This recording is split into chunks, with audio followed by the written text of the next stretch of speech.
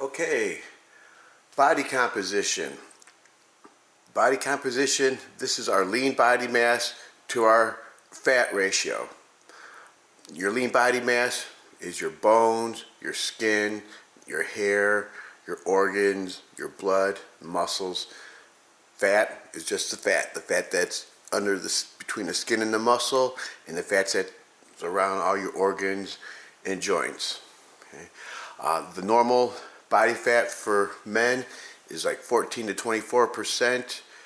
Fat range for women, 17 to 27%. Okay? The difference in the fat percentage for men and women comes in the essential body fat, and this is the minimum amount of fat for health. It gives us thermal protection, stores our vitamins, minerals, gives shock absorption to the body, and protection around the organs. With women, I mentioned, I think the first class, they have reproductive organs, so therefore they require more internal fat to protect the uterus and everything. But the minimum amount of essential fat for men is 5%, and for women it is 8%. Okay. The average adult has about 1 trillion fat cells. Okay. When adults gain fat, those fat cells get larger. Okay, so think of it like one of those stretchy garbage bags. Okay, you can fit so much in there, but you can overstuff it, and it flexes and stretches out and gets larger. Okay, just like a balloon, filling a balloon up with water or whatever. Okay, when children gain fat, those fat cells don't get larger. Remember, everything goes back to that SAT principle. Your body strengthens or it adapts the way you train it. When young kids who are developing gain fat, what happens is if they have a lot of stimulus that says, I got to store fat, their bodies will say, hey, I need more containers. I can't store all this fat in the containers I have, so they make more containers. So obese kids, they have found their fat cells are normal size. They can just have 2 to 3 times as many fat cells. Okay? And this is and sometimes it's from genetics too. Okay? People from northern climates, from like Yugoslavia, Poland, Germany, stuff like that, those are cold, rocky climates. So a shorter, stockier, more robust body helps retain body heat.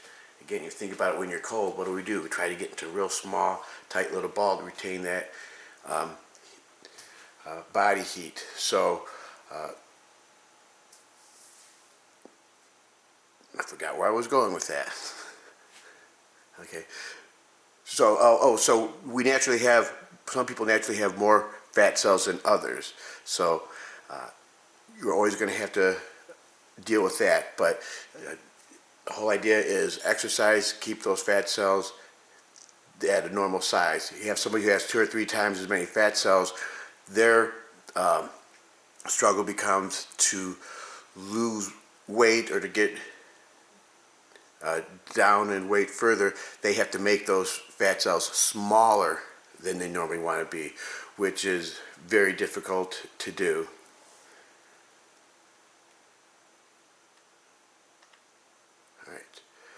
When it comes time to measuring our body fat, okay, you do have the body mass index, the BMI, which we already told you are garbage. All right, and you also have the weight charts, okay, which again are also garbage. We talked about those were developed by Metropolitan Life back in the 70s, so we can find out who's more desirable for health insurance, basically. Okay, we do have 4 scientific methods of how to determine our body fat, our body composition. Okay, we have the first one. It's called a skin fold. Okay, there's about 3 or 4% margin of error. I mentioned this. You have little calipers. You grab the skin and you measure the folds and you take those. You can have up to 12 different sites that you can measure. The more sites you measure, the more accurate it becomes. And you measure that, and you add those all up to try to determine the body fat. What that doesn't get is it doesn't get the visceral fat that's deep in the organs, and again you have the margin of error of the operator who's doing the measurements. Do they pick the skin up correctly and so forth. Okay. The second is known as hydrostatic weighing. Again, this is another 2 to 3% margin of error. What hydrostatic weighing is you basically have a big, it looks like a big dunk tank that you would have at a carnival.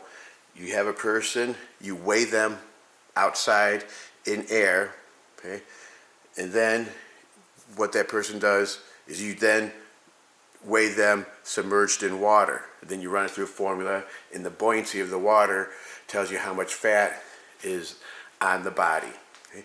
The drawback to that is when we think back to, we were talking about the lungs, we have the amount of residual air that is left over in a person's lungs. So if the person doesn't expel all the air out of their lungs, because that's one thing I didn't mention, before you get dunked you have to expel all the air out of your lungs, then hold your breath, and then get submerged with no air in your lungs. It takes about 10 seconds to weigh you or so.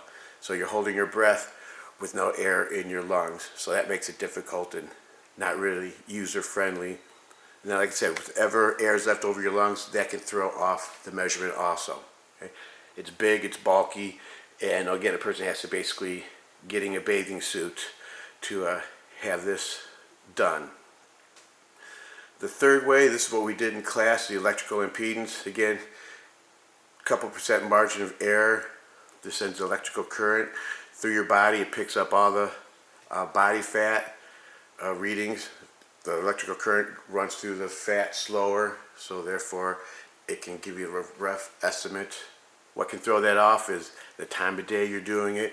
If you just ate beforehand, if you just exercise, all that makes the electrical current travel faster, so that can throw off the reading.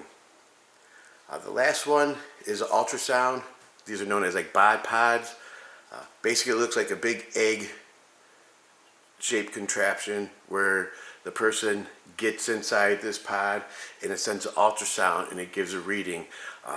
These machines are very accurate. They do your bone density, they break down the body fat, they tell your hydration, they can tell numerous things about the body.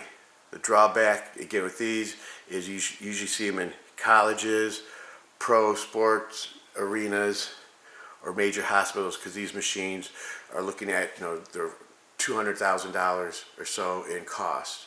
So they're very, you're not to get them in a basic run-of-the-mill gym or anything like that because of that cost. All right. Also, when we're looking at body composition, we have body types. Okay, they're called somatottypes. Okay, and this is basically our basic framework, and everybody falls into some combination of these three forms. Okay.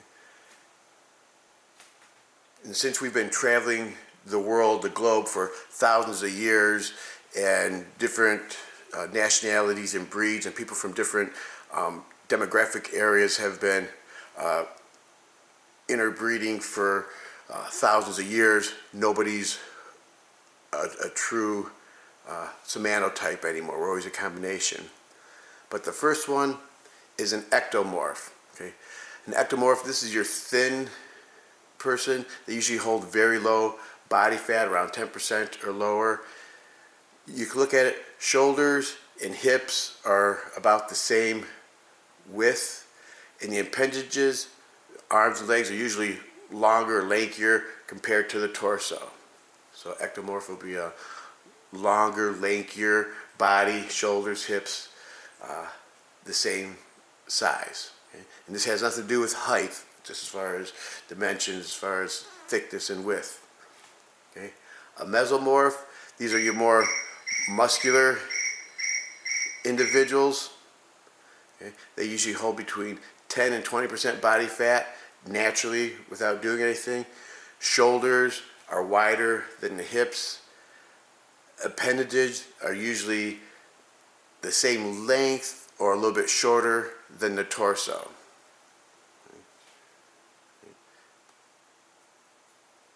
And then the last one is an endomorph. These are more robust individuals. They're usually 25-30% body fat at their homeostasis, that natural level. And remember, just because you hold more body fat doesn't mean you're unhealthy unnecessarily, because again, we have these body types. It's basically, if you're active and eating right, this is going to just really determine your health levels. Okay, hips are usually the same width, if not maybe a little bit wider than the shoulders. Okay, and the appendages are generally the same length or so of the torso. So these would be more, again, people who are heavier in the hips, in the midsection. My family, I come from a German family. We're more meso-endo. Okay, our family probably, without doing any work, we're going to probably hold around the 20 to 25% people. Okay. All right.